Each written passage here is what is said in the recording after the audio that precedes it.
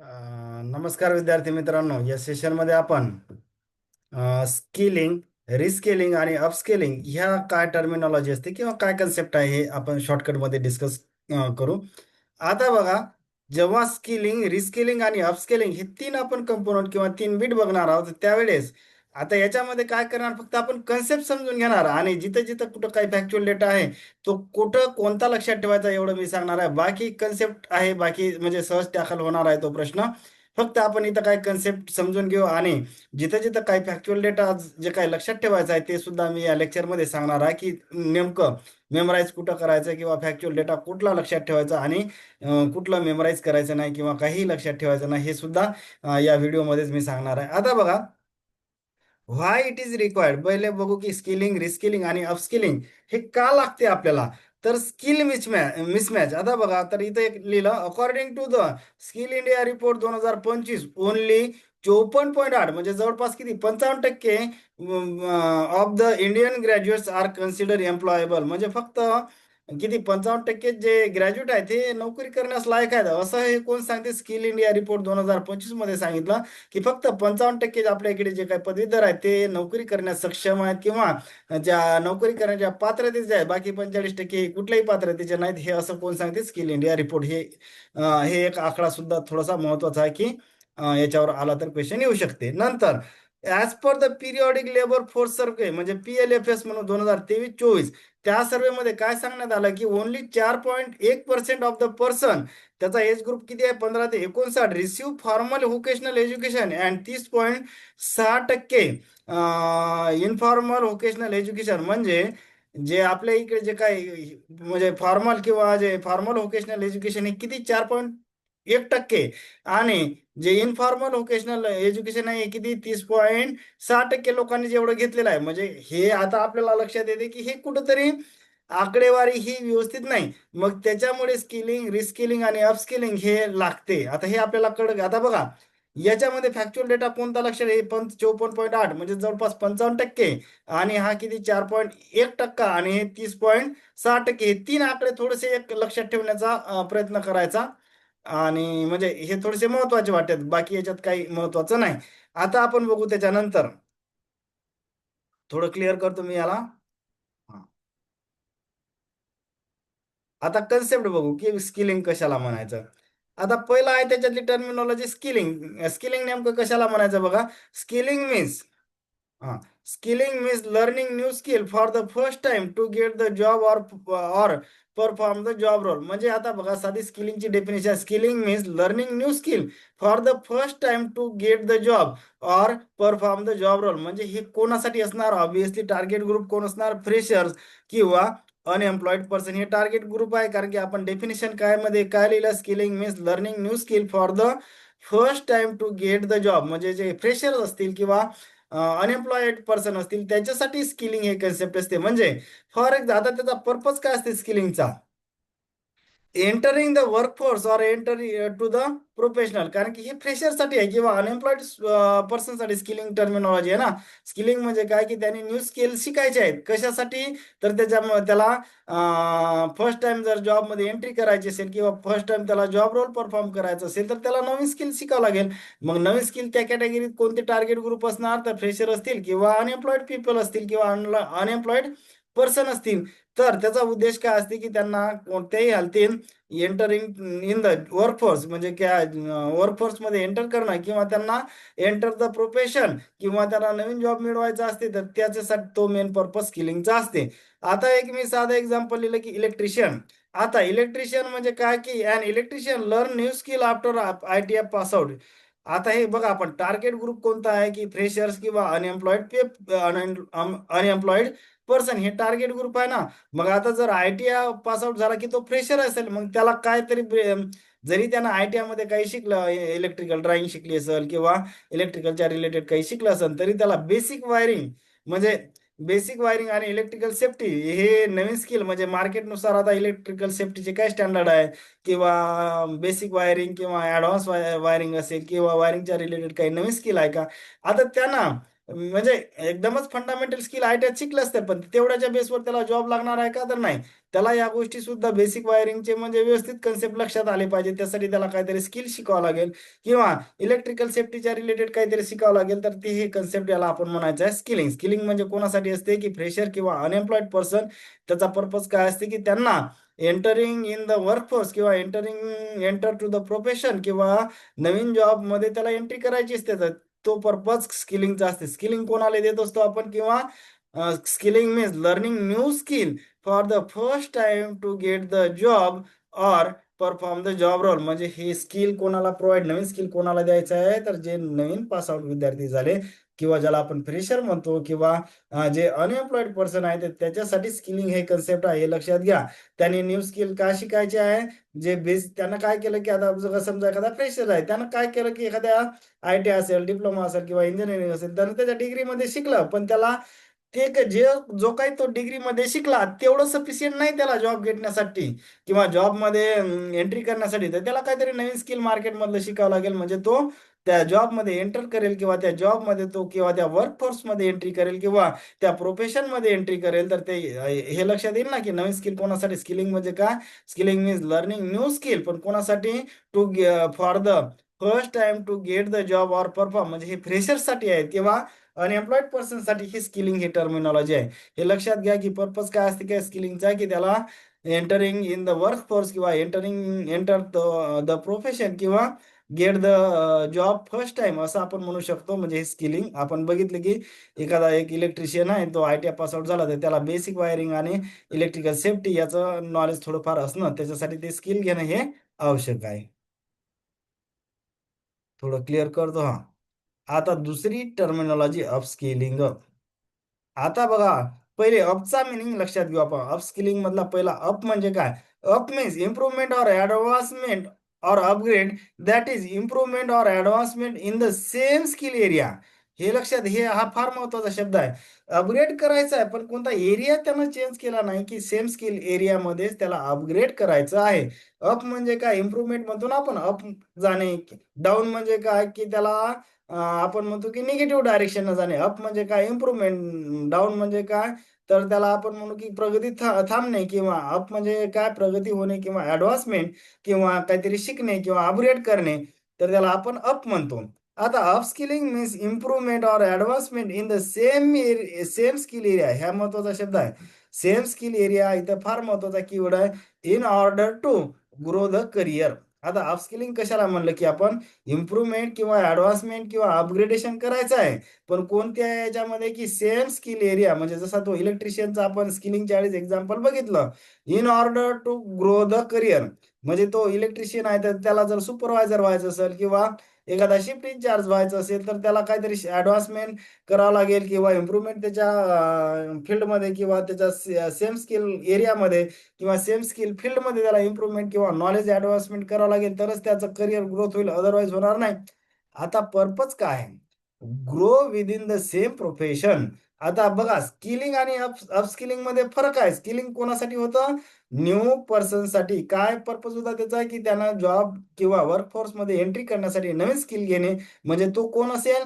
Fresher किंवा नवीन नवीन pass out झालेला विद्यार्थी असेल, तर त्याच्यासाठी स्किलिंग होतं.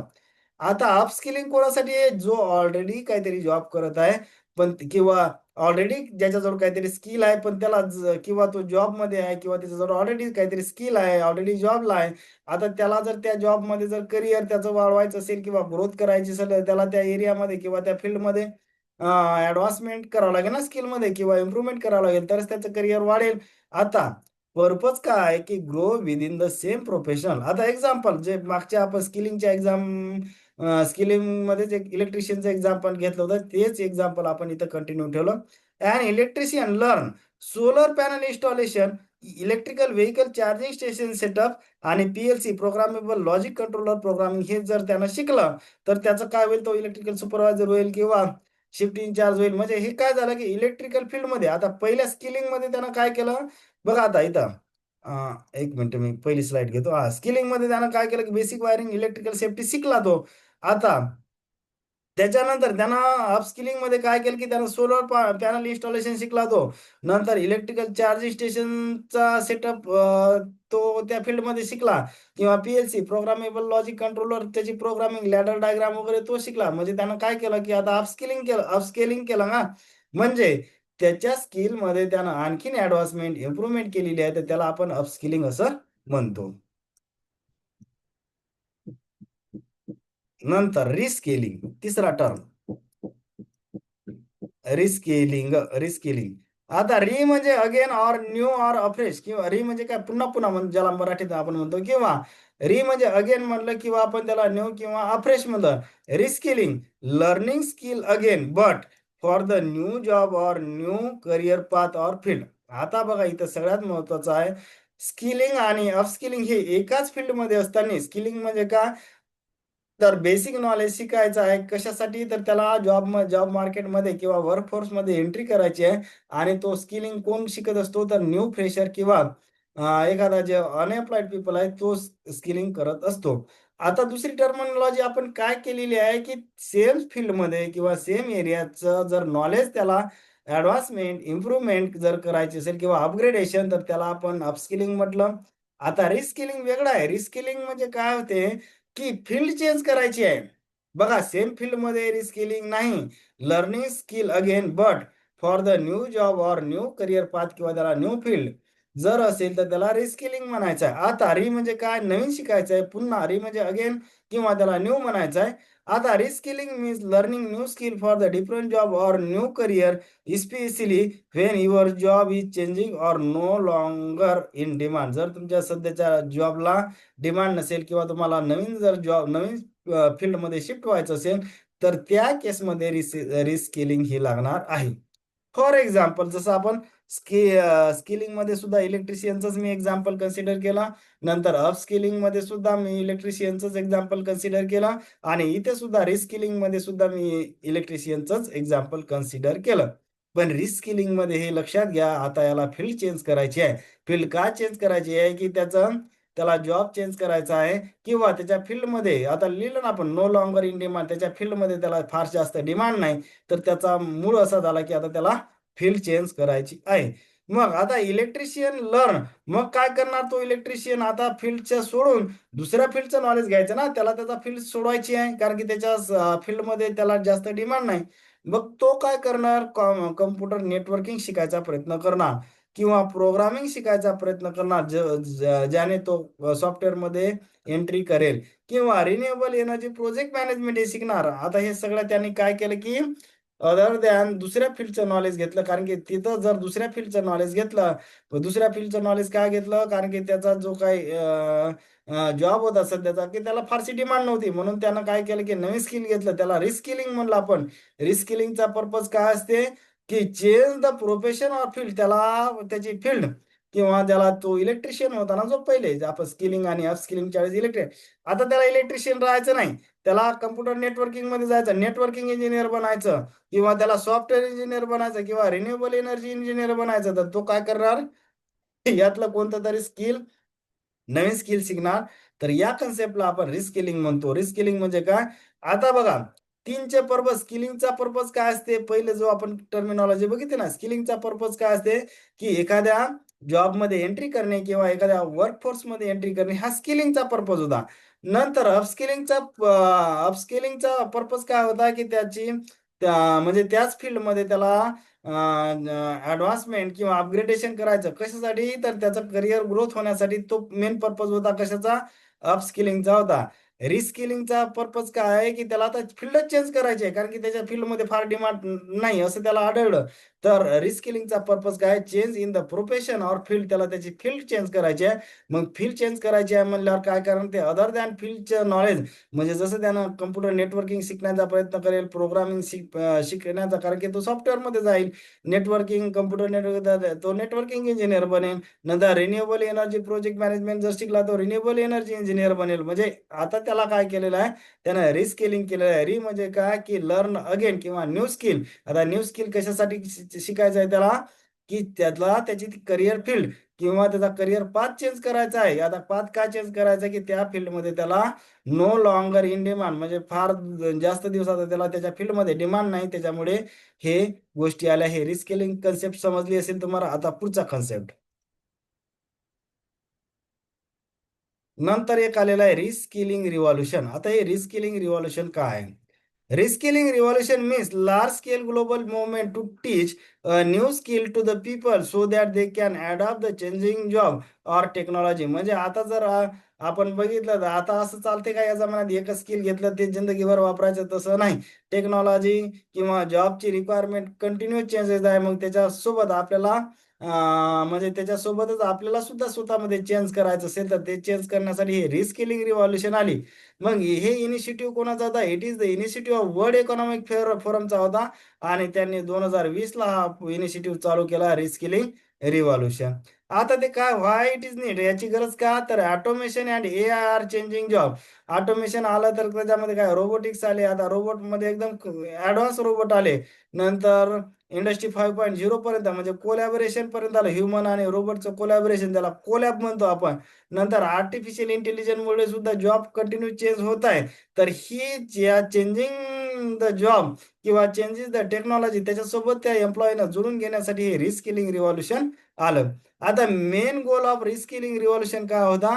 To empower 1 billion people. 1 billion म्हणजे काय, 10 चा power 9 people by 2030 with the future ready skill, better education and economic opportunity. हे हा एम सुद्धा लक्षात ठेवण्याचा प्रयत्न केला की करायचा आहे आपल्याला की 2030 पर्यंत 1 बिलियन पीपलला फ्युचर रेडी स्किल आणि बेटर एज्युकेशन आणि इकॉनॉमिक ऑपॉर्च्युनिटी. हे कोणाचा इनिशिएटिव्ह होता? वर्ल्ड इकॉनॉमिक फोरमचा इनिशिएटिव्ह होता.